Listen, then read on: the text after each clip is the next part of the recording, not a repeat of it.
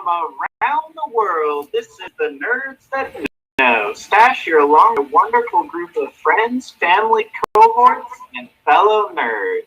Please, one and all, introduce yourself on this most glorious Matrix Eve. Fox, Resurrection. Fox here, and I am excited to talk about NDK later. Yes, there's much to talk about. Bobby here. Sorry I missed you guys last week. Bunch of stuff going on, and then I went down to Meow Wolf over the weekend. So, Wait, ours? not in Santa Fe.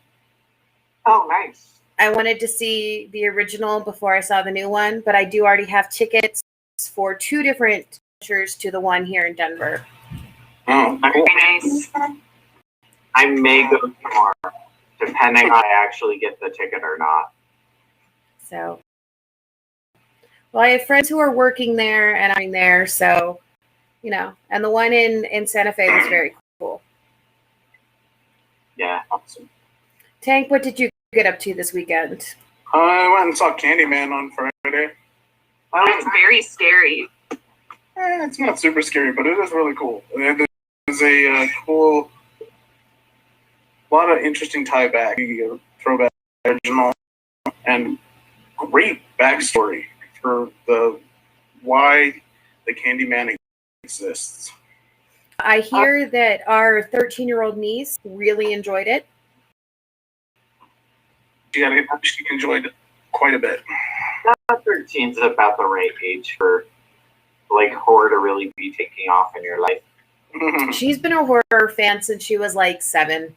Yeah, she actually really digs horror stuff. Yeah, and so this is our lovely Ella, who is going to be doing a review of Candyman from the young teenage perspective. So we'll get a review from Tank as well, see how closely those match up. Awesome. Well, guys, I'm excited to talk about The Matrix, so we're going to talk about The Matrix, because I'm super excited to talk about The Matrix, because I fucking love those movies, and the trailer is exciting to me. Do you like the third one? Honestly, I don't think it deserves as much hate as everyone gives it. I understand what they were doing, and I won't say they executed it quite right, but I think they did some interesting things with that episode. Okay. It wasn't an episode, it was a full movie. I know. He's trying to treat it like Star Wars. That's it. Let's not. Because let's associate something I love with something I do not. Star Wars, huh? It's fine. But Matrix is probably my most watched franchise of any. Just I can put those movies on in the background and know everything that goes on. The perfect reading movies. And the first one is a trans allegory. The first one's a great story, and The first, let's be fair, this one is the best one. by quite a bit, to be honest. Yeah. Yeah. Second and third are not. I don't think they're as awful as people I thought the second one was pretty think them, but they did some weird stuff with the story that did not play out the way they wanted it to, I think. I don't know. I think they had a very specific vision, and they were going to pursue that vision come hell or high water, and they did. And I don't think all of it worked, but I think for the time it was fascinating. And it was an informative time of my life. Understandable. It's I'm very excited for tomorrow. Tomorrow can just get here already. That would be great. And I could watch the trailer, which is supposed to drop at some point. But this teaser, let's talk about this teaser. What they did with it was really fucking cool. It was the way they incorporated what time you are seeing the trailer into the trailer. I mean, I know it just reads your general small area, but that's still a really cool feature to incorporate, and it's voiced by the actor for all of those durations of time. I mean, I'm assuming it's spaced, so he only had to do the hours and then the minutes, but even still, that's a substantial period of recording. Mm-hmm. And it's smart. They set up a smart rhythm so that it reads where you are and spits out the right time for you. Yep, it's just a general location, but I also really like the choice of pills you get. You get the choice between the red or the blue pill, and I can show you different trailers. And they are, like, I just watched them both back and forth 3 times, and there's some pretty big differences between them. Oh, yeah. I'm really curious to see what a trailer actually is following something like this. Well, you know that the trailer is going to be something epic if this is what they're doing just as a teaser. I mean, I would hope it incorporates some of the elements, because they have this now. I would like for them to use it for more than just the teaser. As cool as that is, it'd be nice if maybe they were just testing the algorithm they were going to use in the trailer in a more substantial way. But who knows? We'll see. I mean, the Matrix at the time was cutting-edge technology. It looks like they're still trying to maintain that level of innovation, even this much after the heyday, because the first one came out in 99. I think the last one came out in, 2004? I believe that's right. Yeah. So it has been a substantial period of time. I mean, the Animatrix followed that.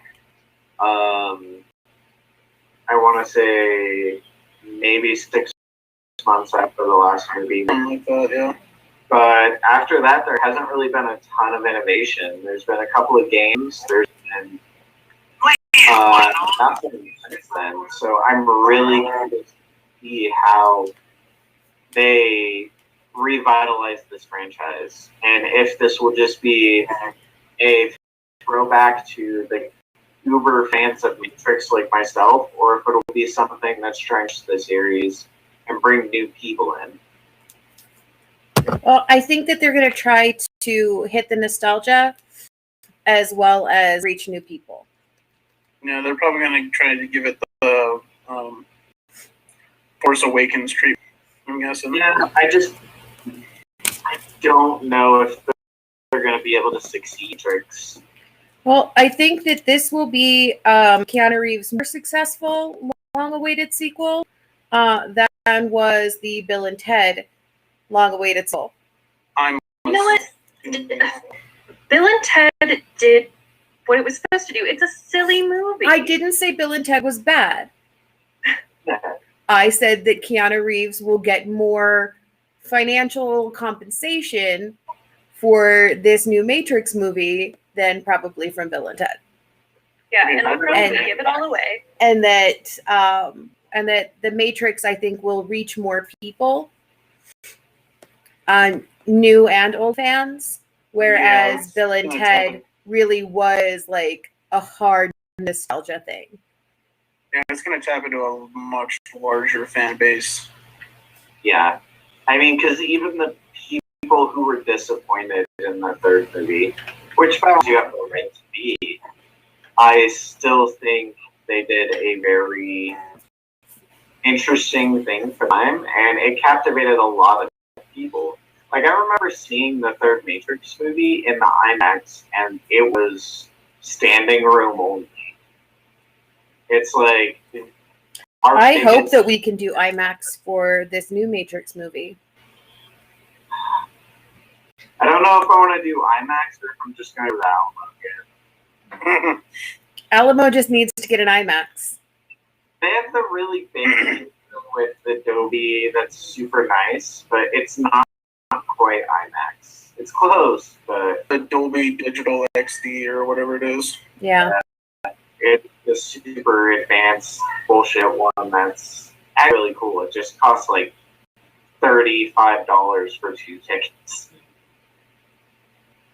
But I mean, I'm super excited for tomorrow. I mean, knock on wood that we're gonna have something of quality, and if not quality, just the fucking nostalgia trip that I fucking want, man.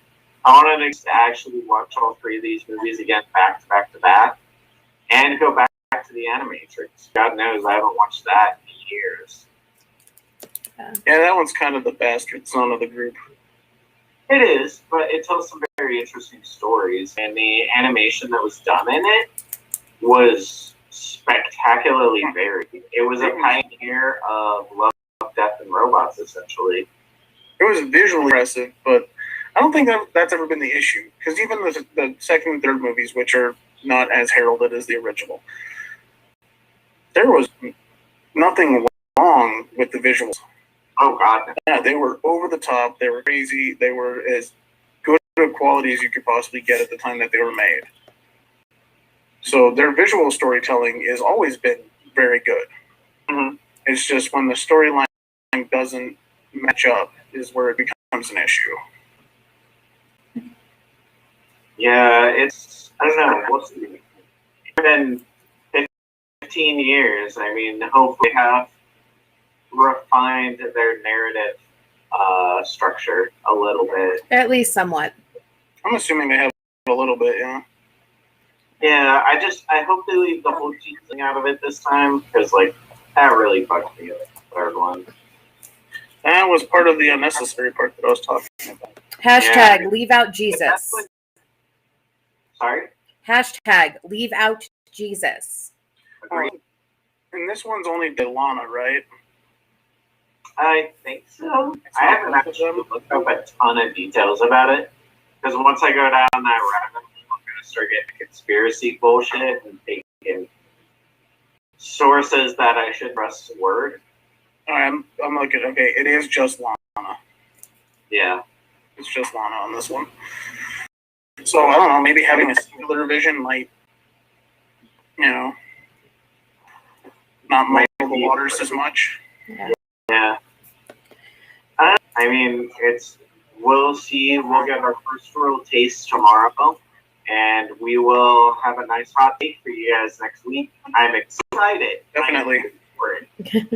Really, Stash? I couldn't tell you were excited about this at all. I know. You want me to go get my Matrix bullshit? Because I have so much that I'm saying. Why do you think he's got that thing on his lap? He's trying to cover up his chubby. I am. It's true. It's true.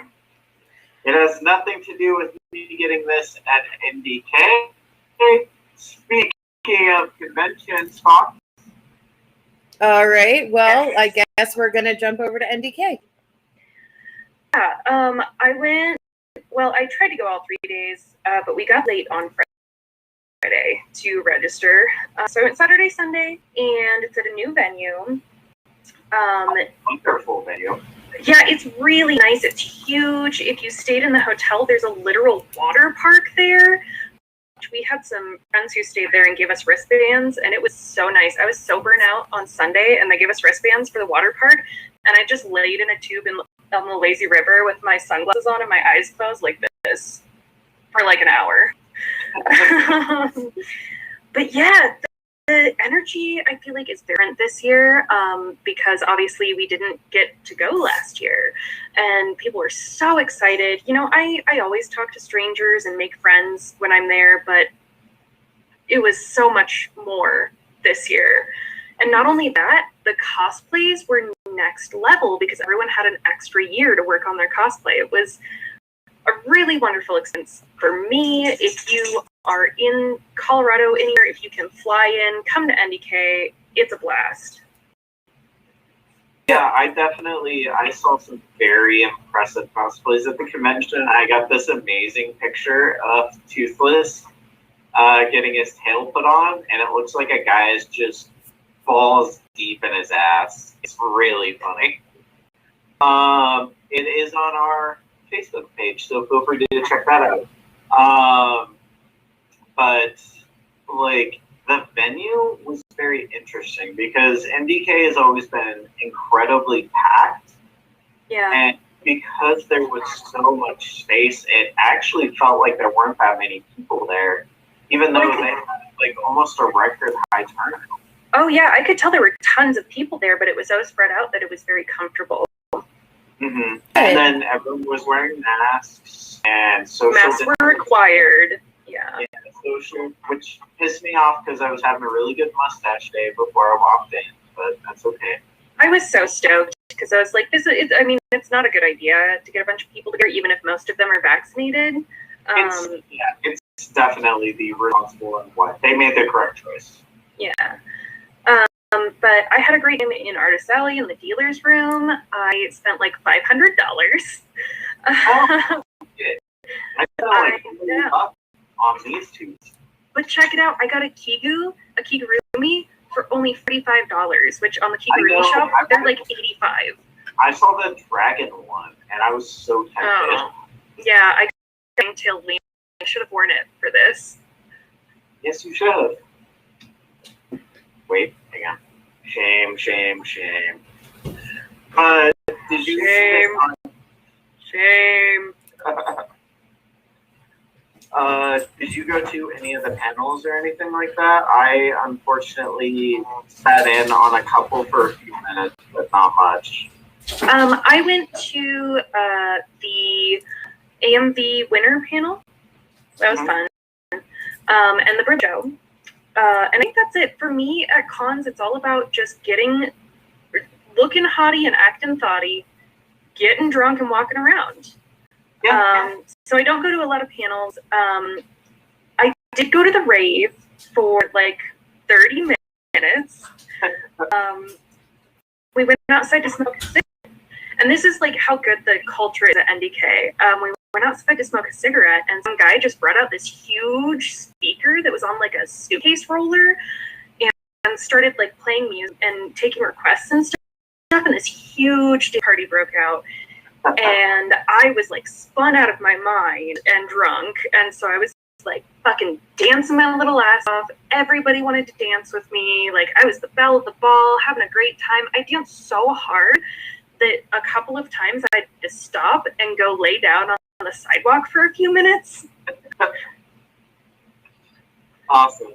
I'm happy to hear that. I had some really cool interactions right outside of the con. People were just kind of, enjoying not having to wear a mask because they were outside. And they would just kind of pull you over into a group. And we met a Zap Brannigan who was... No. Yeah, he was quite the character. Yeah. Like the kindest, most tank-esque person I've met. So like the opposite of Zap Brannigan. Yes, the exact opposite. And my partner and I were leaving. We talked to him for maybe 20 minutes, and it was super nice. Maybe like 15 minutes, but it was really interesting seeing everyone at the conference. Like I was invited to a guy's house. I complimented him on Zoid's models, and he was like, "Yeah, you want to come hang out at my house? Here's a sticker with my information on it." I still don't know. That's creepy. I still don't. It's a sticker though. Like, look at it. Yes, please put this guy's home address information. His home address. It's a link to his page. They can't hardly read because my camera is fucking. Yeah, they had a car show this year, and that was pretty cool. Just like people with like anime decals and like souped up cars, which gave me the opportunity to take some very sexy photos. So that was good. I fully hope that I get to see those, not just here, but also on another website, since you were in your fluffy tail. Yeah, I'll save some for P3, but yeah, I'll put up some on the Nerds That Know Facebook page, so all our fans can see me looking so fine. So fine. I don't usually gas myself up like this, but I was looking. I've seen some of the pictures that your girlfriend posted, and I was like, that's a nice, holy fuck, that's Fox's ass I just got inappropriate for. Awesome. Yeah, it was a interesting seeing you like that. I was like, oh my god. I know. And once in a while, I serve high femme realness, and I do it well, baby. You did. I tempered drink to you. Cheers. All right. Well, Yeah. while we are toasting and applauding, let's pop over to Dune, where So, what? oh, the cool thing is it premiered at the I want to say Film Festival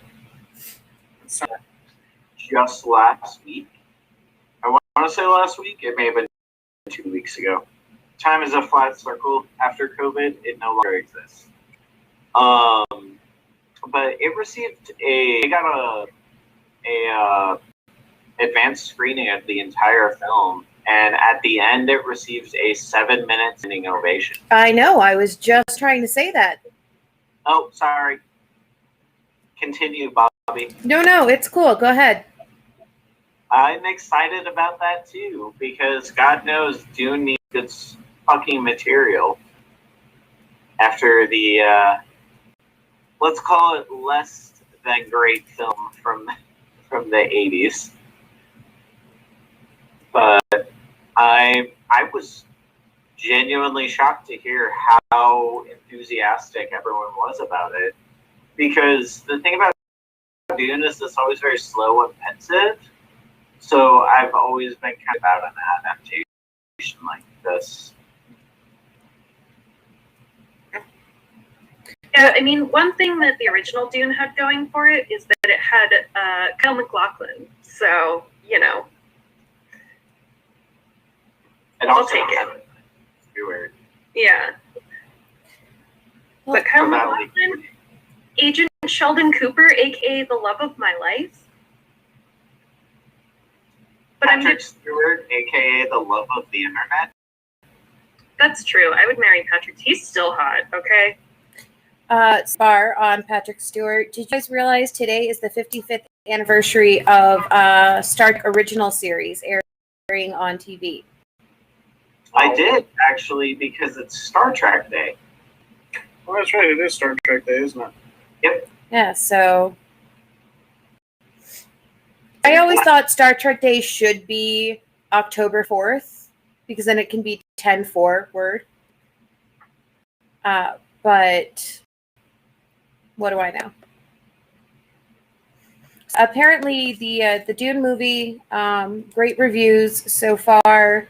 The sequel has already been in filming, and there's talk about the third one getting made as well. Yes, the third one will not be based on the original book. It will be based on Messiah of Dune. And they're really curious how they're going to work everything together. But the first two are focusing on the original Dune book. So I'm sure if you know much at all of the book, you can pretty much get the transition is. I'm not going to say anything because I don't want to risk spoilers for anyone, but it's going to be an interesting film. I'm very excited to see it. October 22nd cannot come soon enough. As long as it makes sense this time, I think we're all right. Because David Lynch's attempt did not make sense. Made a little sense. If you knew the book. David Lynch doesn't need to make sense. That's also accurate. He doesn't make sense often, and it's still pretty good usually. Yeah, David Lynch is just going for a feeling. He's just going for a feeling. That's true. Somehow we have a coffee, David Lynch coffee at my company. So I don't know what that says about me or where I work. It's certainly interesting that he has a sponsored coffee. Seems completely understandable that David Lynch has his own special coffee also. Yeah. So, That's the coffee with the acid in it. yeah. Put a little bit of wormwood in there, maybe. So, Yeah, there you go. So other movies with reviews better than expected. 10 Rings came out this weekend. And apparently got a much better showing in the theaters than anybody anticipated. Yeah, it was huge. Yeah, massive screening. I saw it yesterday, so I'd be ready for the show tonight. And there was at 4:00 on a Tuesday. There was 10 people in there, which is it is a fucking long movie though. It's like 2.5 hours long. I didn't realize it was quite that long. But I thought it was good. I enjoyed it. There were some things. Is that my mic that's doing the feedback? Yes. I think so. Hang on, let's see. Alright. Hopefully that's better. Yes. I could really see the Marvel formula a lot more in this movie. Like, there were specific characters that were very archetypal, and it kind of took away some of my enjoyment from it. But at the same time, like, Marvel is doing this, and it definitely works.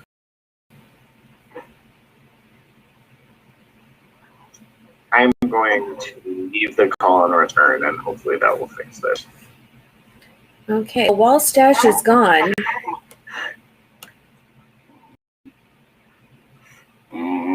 did anybody else see the 10 Rings? I have not yet. I get the chance to. I'm hoping I could go this weekend. I am planning on watching it this weekend as well. But I am also moving this weekend and house sitting down in the spring. So we will see if that actually happens or not, but fingers crossed. That is on the agenda. While we're waiting for Stash to rejoin us, Fox, was there anything else super fabulous at NDK? Any cosplays that you saw that were really worth mentioning? Oh my god, there was a guy who had a Full Metal Alchemist cosplay, and he had, what's the brother's name in the armor? I can't remember. Well, he was wearing the armor. Stash would know. Full Metal Alchemist, what's the brother's name in the full suit of armor? The, like, golem? I don't know his name. Honestly, I don't like Full Metal Alchemist, but... Anyway, so he had the full armor on and had made like a 5-foot puppet of, is Ed the main character guy? Yes, Edward. Yeah, he had a full 5-foot tall puppet of Ed that he was carrying around. That was like creepy handmade. That is awesome. There was a death from Soul Eater who was like 8 feet tall. He was on stilts and had like a giant scythe. Oh my god, people really brought it this year. Yeah, just incredible stuff. Awesome. Well, I can't wait to look at the pictures. So now that Stash has rejoined us, let's talk a little bit about the fact that Joaquin Phoenix is getting a trilogy for the Joker movie. Oh, yeah, I have some thoughts about that. We thought you would. Interesting move. Yeah, I am just so sick of movies that are just disenfranchised white men who get violent about it. Like, that just happens in real life. Like, I don't want to watch a movie of it. I am sorry, I would disagree with you strongly there, Fox, because the entire thing about this Joker is quite different. It is a story of mental illness, but it's not a story of like just angry white people. And I think it's maybe an irresponsible portrayal of mental illness. Have you seen the original? Have you seen the first movie with him in it? I've seen enough of it. I have seen clips. I'm aware of like the cultural zeitgeist, and I've watched a few analyses. I just like, it's like, wow, first time being oppressed. That's not really what the story is. It's about a guy that's a legitimate schizophrenic who's been lied to his entire life and has like no idea who he is. I think that it's something that like disenfranchised white men who live in our world look at and they're like, yeah, and they completely get the wrong idea from it. Well, I'm sure there are some people that do that, but you get the same response from people who play Call of Duty. Absolutely, and like people who worship Rick Sanchez and that kind of thing. I just like it's not for me. I don't need a trilogy. I mean, I'm worried about the trilogy just because the movie had a very core theme, and it was talking about mental illness, the development of it in a culture that refuses to see and acknowledge it. And I don't know if that will be maintainable over the course of several films. Well, and they took a very non-traditional approach with the Joker in this movie. It takes bits and pieces of actual comic book lore and builds a completely different story. So where they're going is going to be interesting to find out, because are they going to just glom onto a story that already exists and just use it? Or are they going to try and continue in this world that they've built and flesh out a whole different story? I mean, hopefully they stick with this world, because the story of the world and the situation around him is what makes this a compelling film. And if they try, like, that's what made Joker successful, is that it wasn't a comic book movie. It was a story about mental illness. It was a story about mental illness that just happened to take place in the DC universe. Exactly. And that's what made it successful. And if they try and force it into, like, too much comedy, I'm worried that they're going to lose what made that movie special. Well, one of the things about the movie when it first came out that we all talked about was the fact that psychology professors were talking about using this, or clips from the original movie, in their lessons, and actually showing different clips because of the portrayal of schizophrenia. Especially when you get to the end of it, and you get the, sorry for any spoilers here, you get to the big ending that most of the story, the way that he experienced it and the way that we saw it originally, didn't actually happen. This is all stuff taking place in his mind. It wasn't actually interactions he had with people. It was something that was in his brain. That's so sad. Seeing that, like, I rewatched it again not too long ago, and just, that movie is so sad. It's very depressing, yeah. It's very, especially when you get to the end, you're like, wow, that sucks. This guy's just wrecked mentally. Yeah. I don't know. I mean, we'll see.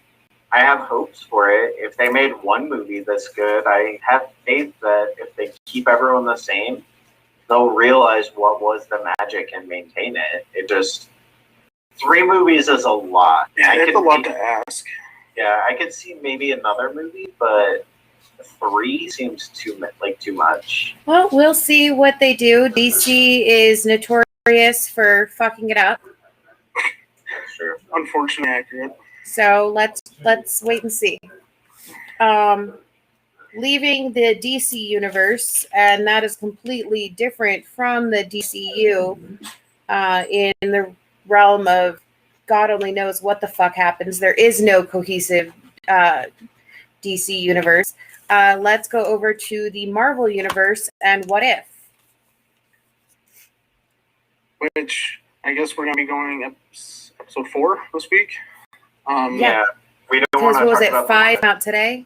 Not, or unless you talk about today's. We can. I kind of don't want to spoil people. This, like, it's been out for what, like 6 hours?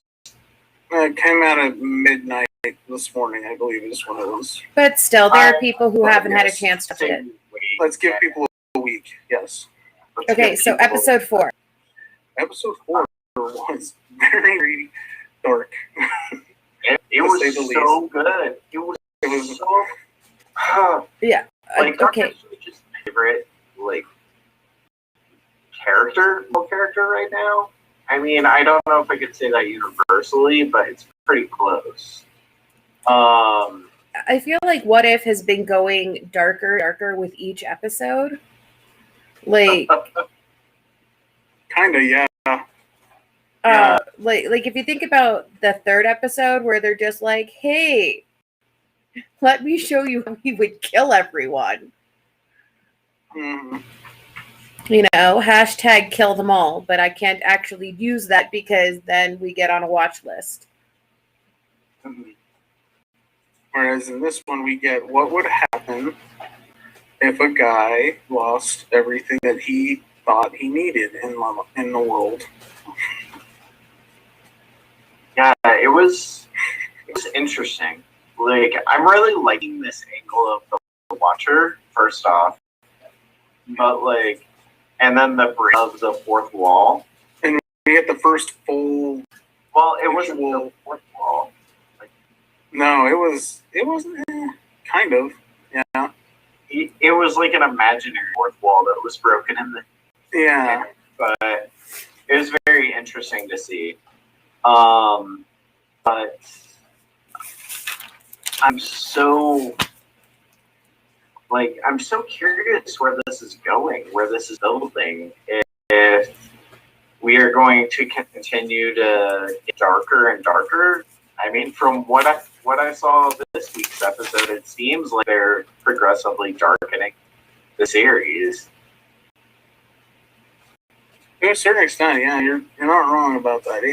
What makes me wonder is they've basically at this point decided everything that's happening in the What If universe is canon to the MCU. It may not happen in their main universe, but it happens in a universe at some point. Yeah. How Which many is of going to these be things- important to the multiverse of madness. Exactly. How many of these things are going to cross over into multiverse or No Way Home or Quantumania, where you're going to be dealing with these weird multiverse issues. I don't know, but we'll see. Because that'd be cool if they started to bring in. Because if they bring in a Doctor Strange that has decided that he no longer cares about humanity as a whole, that's a very different universe to live in. I mean, it would explain some of the Far From Home trailer. Potentially, yeah, because the Doctor Strange that we've seen so far in their trailers is a Doctor Strange that, while he generally has somewhat cavalier attitude, he also is very logical. So if he sees something that doesn't make sense, he calls it out. It's consistent with this character. But in this one, he's like, yeah, sure, let's do it. Yeah. Wait, what? Why are you suddenly deciding that nothing matters? It's very interesting. It makes sense to me that they're going to incorporate this into the future of the MCU in some way, because they're having all of the Marvel movies actors do the voice acting. Yeah, there's only a couple changes. Yeah. And, like, I don't think they would devote that kind of resources to something that they were just going to set to the wayside. Well, we'll wait and see what happens. I'm sure we're going to get another season of What If. I know we still have a few more episodes. I believe that it's going to be an 8 to 10 episode run. Yeah, I think an additional season, at least one more season, is basically a guarantee. So Just because it does, no matter how it ties in to anything, if it doesn't tie in at all, it gives them an outlet to tell some of their Elseworlds stories, essentially. exactly. I was gonna say, are all of these stories based off of comics that already exist? Are they just different runs? Yes and no. They take inspiration from stuff. Yeah, because like I know this week's episode, I have heard of that run of comics. Oh yeah, well the What If series is an actual run of comics. Oh, But okay. they're not taking, to this point, I don't think they've taken anything directly from a What If comic, but they've lifted bits and pieces of Marvel's history and their lore to kind of play with. So there are connections, there's tangential connections in all the stories to something that's happened in Marvel at some point. But they're going off from their normal stories and telling something new. So yeah, like I said, we'll just have to wait and see how it goes. yeah. I'm excited to see. Same here. You know, I like that Marvel isn't sticking to what Josh was calling the Marvel formula. So it is breaking apart a little bit with going somewhat darker and showing different options in a multiverse. Well, and it kind of connects to what they're doing in the MCU mainline also, which is things are getting a little bit darker. Mm-hmm. Things are getting a little bit scarier, a little bit more towards the thriller and the horror aspects of things. So it would make sense to kind of use this to transition that a little bit. Yeah. So like I said, we'll just have to wait and see what happens. Mm-hmm. So that is everything we have on the agenda for the eve. Anyone else have anything they'd like to add? Lucifer is on Friday, season 6. The PlayStation Showcase is tomorrow as well.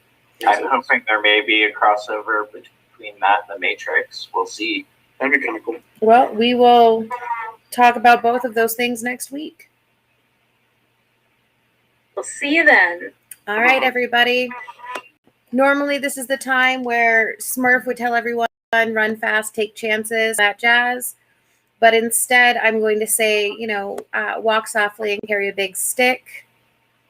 And, remember, check X's ass on any form of internet you can find because it's delicious. Oh, you're too kind. And on that note, we bid you adieu. Have a great night, everyone. Good night.